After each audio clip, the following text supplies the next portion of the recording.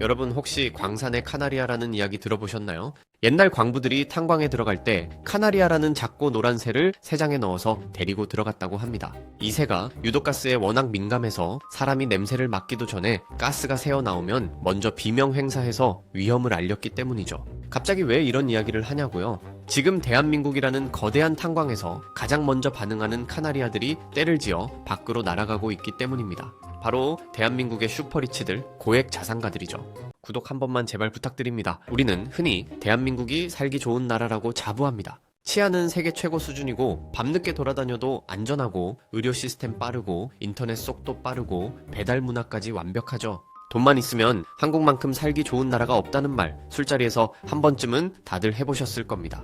그런데 참 이상하죠. 그 돈이 아주 많은 사람들이 정작 이 살기 좋은 나라를 버리고 짐을 싸고 있습니다. 그것도 아주 급격하게 말이죠.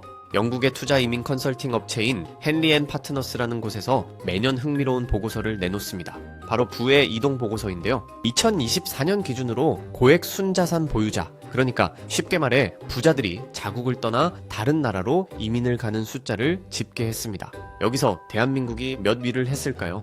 놀라지 마세요. 중국, 영국, 인도에 이어 세계 4위를 기록했습니다. 인구 비율로 따지면 사실상 최상위권입니다. 올해만 무려 1200명의 백만장자가 한국을 떠날 것으로 예상된다고 하죠. 이는 역대 최대 규모입니다. 도대체 왜일까요? 단순히 자녀 교육 때문에 아니면 미세먼지가 싫어서? 물론 그런 이유도 있겠지만 전문가들이 꼽는 진짜 이유는 훨씬 더 구조적이고 심각한 곳에 숨어 있습니다. 오늘은 대한민국 부자들이 지금 이 시점에 필사적으로 한국 탈출을 감행하는 진짜 이유, 그 불편한 진실을 아주 깊숙이 파헤쳐 보겠습니다. 가장 먼저 꼽히는 그리고 가장 압도적인 이유는 단연코 세금입니다. 그 중에서도 바로 상속세죠. 여러분, 대한민국 상속세율이 얼마나 되는지 정확히 아시나요? 최고 세율이 50%입니다. 네, 절반이죠. 내가 평생 피땀 흘려 일궈놓은 재산의 딱 절반을 국가가 가져갑니다. 그런데 여기서 끝이 아닙니다. 만약 내가 대주주라서 경영권을 가지고 있다? 그러면 할증까지 붙어서 최고 60%까지 올라갑니다. 이게 어느 정도 수준인지 감이 잘 안 오실 텐데요. OECD 평균 상속세율이 약 15%에서 25% 사이입니다. 그러니까 한국은 글로벌 스탠다드보다 2배, 아니 3배 가까이 세금을 더 걷어가는 겁니다. 여러분이 만약 중소기업 사장님이라고 한번 상상해보세요. 맨주먹으로 시작해서 평생을 바쳐 건실한 공장을 하나 세웠습니다. 직원 월급 주고 세금 꼬박꼬박 내고 정말 성실하게 기업을 키웠어요. 그런데 이제 내가 늙어서 자식에게 이 공장을 물려주려고 하니 공장 지분의 60%에 해당하는 현금을 세금으로 내라고 합니다. 현금 60%가 어디 있습니까? 공장 기계 돌리고 원자재 사고 직원들 월급 주느라 돈은 다 회사 자산으로 묶여 있는데 말이죠. 결국 상속세를 내려면 회사를 팔거나 아니면 대출을 받아서 빚더미에 앉아야 합니다. 삼성과 유족들이 상속세를 내기 위해 주식담보대출을 받고 그것도 모자라 주식을 팔아서 경영권 위협까지 받는 상황을 뉴스에서 보셨을 겁니다. 세계적인 대기업인 삼성도 헉헉거리는데 일반 중견기업이나 중소기업 오너들은 오죽할까요? 실제로 한국의 많은 알짜 중소기업들이 가업 승계를 포기하고 사모펀드에 회사를 매각해버립니다. 100년간은 장수기업이 한국에서 나오기 힘든 결정적인 이유가 바로 여기에 있죠. 부자들 입장에서는 이게 단순히 돈이 아까운 차원을 넘어서는 겁니다. 내가 평생 일군 내 분신 같은 기업이 나에 대해서 끝장날 수도 있다는 공포, 국가가 나의 성공을 인정해주기는커녕 마치 죄인에게 벌금을 물리듯이 징벌적 과세를 한다는 배신감, 이게 이들을 떠나게 만드는 첫 번째 방아쇠입니다. 그럼 이들이 어디로 갈까요? 대표적인 목적지가 바로 싱가포르입니다. 싱가포르는 상속세가 없습니다. 증여세도 없고요. 배당소득세도 없습니다. 자본이득세도 없죠. 한국에서 100억을 벌어서 자식에게 주면 50억이 사라지는데 싱가포르에서는 100억이 그대로 100억으로 넘어갑니다. 부자들 입장에서 이건 선택의 문제가 아니라 생존의 문제가 되어버린 겁니다. 싱가포르 창이 공항 근처에 가보면 한국말이 그렇게 많이 들린다고 하죠. 한국의 자산가들이 거기에 패밀리 오피스를 차리고 자산을 옮기고 있기 때문입니다. 그런데 세금 문제만 있을까요? 아닙니다. 돈 문제는 어쩌면 표면적인 이유일 수 있습니다. 더 깊은 곳에는 대한민국 특유의 반기업 정서 그리고 부자를 바라보는 사회의 차가운 시선이 자리 잡고 있습니다. 한국 사회는 압축 성장을 겪으면서 치열한 경쟁 사회가 되었고 그 과정에서 빈부격차가 커졌습니다. 그러다 보니 부자에 대한 존경심보다는 적대감이 팽배해 있죠. 물론 일부 재벌들의 갑질이나 불법 행위가 원인을 제공한 측면도 분명히 있습니다. 하지만 문제는 정당하게 부를 축적한 사람들까지도 잠재적 범죄자 취급을 받거나 불공정한 방법으로 돈을 벌었을 거라는 색안경을 끼고 본다는 겁니다. 미국 같은 경우를 볼까요? 빌 게이츠나 일론 머스크 같은 부자들을 보면 사람들은 그들의 혁신을 칭송하고 영웅 대우를 해줍니다. 기부 문화도 활발하고 부자가 존경받는 시스템이 어느 정도 갖춰져 있죠.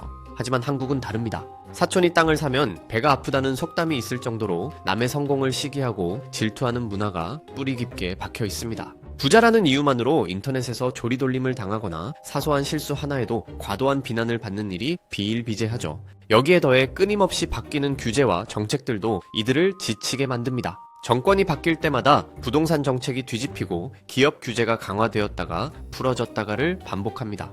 예측 불가능성, 이게 사업하는 사람들에게는 가장 큰 리스크거든요. 돈을 버는 것도 힘든데 사회적 시선도 따갑고 정부 정책도 오락가락하니 차라리 마음 편하게 내 재산 인정받고 존중받을 수 있는 곳으로 가겠다는 심리가 발동하는 겁니다. 세 번째 이유는 바로 대한민국의 미래에 대한 불안감입니다. 지금 한국이 직면한 가장 큰 위기가 뭘까요? 바로 인구 절벽입니다. 합계 출산율 0.6명대, 이건 사실상 국가 소멸 수준입니다. 아이가 태어나지 않는다는 건 미래의 세금을 낼 사람이 없어진다는 뜻입니다. 자, 생각해보세요. 생산 가능 인구는 줄어드는데 노인 인구는 폭발적으로 늘어납니다. 그럼 복지 비용이나 연금, 건강보험료는 누가 부담해야 할까요? 결국 남아있는 소수의 고소득자들에게 그 짐이 고스란히 전가될 수밖에 없습니다. 지금도 세금이 무거운데 앞으로 10년, 20년 뒤에는 세금 폭탄이 떨어질 게 불을 보듯 뻔하다는 거죠. 부자들은 정보에 빠르고 계산이 정확한 사람들입니다. 이들이 보기에 대한민국이라는 배는 서서히 가라앉고 있는데 구멍을 메울 생각은 안 하고 선원들끼리 서로 탐만하고 있는 상황으로 보이는 겁니다. 내 자식이 이 좁은 땅덩어리에서 과도한 세금과 치열한 경쟁, 그리고 줄어드는 파이를 놓고 아귀다툼하며 살기를 원치 않는 거죠. 그래서 그들은 자녀에게 더 넓은 기회와 안정적인 미래를 주기 위해 떠납니다. 실제로 이민을 상담하는 변호사들 이야기를 들어보면 최근 트렌드가 바뀌었다고 합니다. 예전에는 은퇴한 60대, 70대 자산가들이 여생을 편하게 보내려고 이민을 갔다면 지금은 30대, 40대의 젊은 부자들, 소위 영앤리치들이 더 적극적으로 움직인다는 겁니다.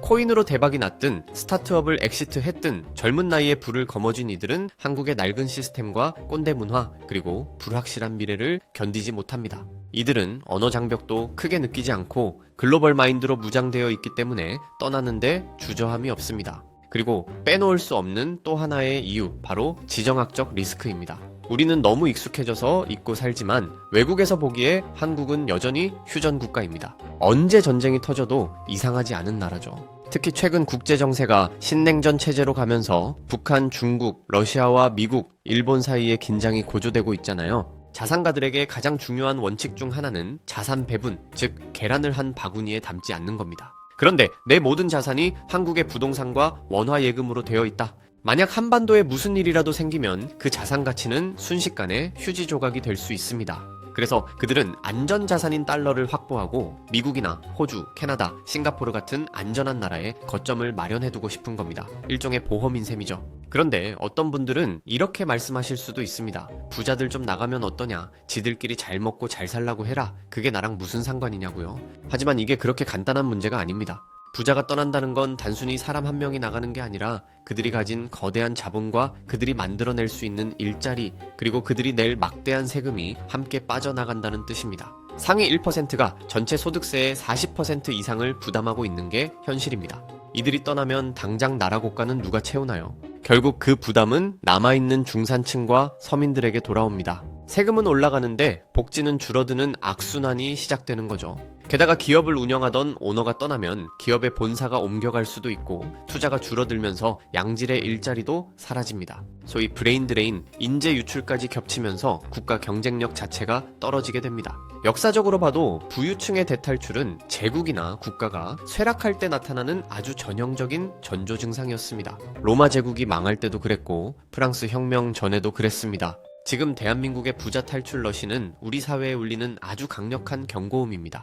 물론 한국 정부도 이걸 모르지 않습니다. 상속세 개편 이야기도 나오고 있고 밸류업 프로그램이니 뭐니 하면서 자본시장을 살려보려고 애를 쓰고 있죠. 하지만 수십 년간 굳어진 세법과 국민 정서, 그리고 정치적인 이해관계가 얽혀 있어서 쉽사리 해결되지가 않습니다. 선거 때만 되면 부자 감세니 뭐니 하면서 표를 얻기 위해 부자들을 악마화하는 정치권의 행태가 계속되는 한 이 흐름을 되돌리기는 쉽지 않아 보입니다. 부자들이 떠나는 나라에 미래는 없습니다. 그들을 무조건 옹호하자는 게 아닙니다. 다만 열심히 일해서 성공한 사람들이 그 성과를 인정받고 그 부가 다시 사회에 재투자되어서 경제가 돌아가는 선순환 구조를 만들어야 한다는 겁니다. 징벌적인 세금으로 뺏어가려고만 할 게 아니라 그들이 기꺼이 지갑을 열고 사회에 기여할 수 있는 명예로운 길을 열어주는 것, 그게 진짜 성숙한 자본주의 아닐까요? 지금 인천공항 출국장에는 오늘도 누군가가 돌아오지 않을 티켓을 들고 서 있을지도 모릅니다. 그들이 떠나는 뒷모습을 보며 우리는 그저 욕만 하고 있을 것인지 아니면 왜 그들이 떠날 수밖에 없었는지를 냉정하게 돌아보고 고장난 시스템을 고칠 것인지 고민해봐야 할 시점입니다. 빈집에는 소가 들어가지 않는다는 옛말이 있습니다. 사람이 떠나고 자본이 떠난 텅 빈 대한민국에 남는 것은 무엇일까요? 과연 우리는 이 흐름을 멈출 수 있을까요? 아니면 이대로 카나리아들이 모두 떠나버린 뒤에야 가스 냄새를 맡고 뒤늦게 후회하게 될까요? 부의 이동, 그것은 단순히 돈의 이동이 아니라 대한민국의 구군이 걸린 문제입니다. 여러분의 생각은 어떠신가요? 우리는 이들을 잡을 수 있을까요? 아니면 잡을 자격조차 잃어버린 걸까요? 오늘 이야기는 여기까지입니다. 감사합니다.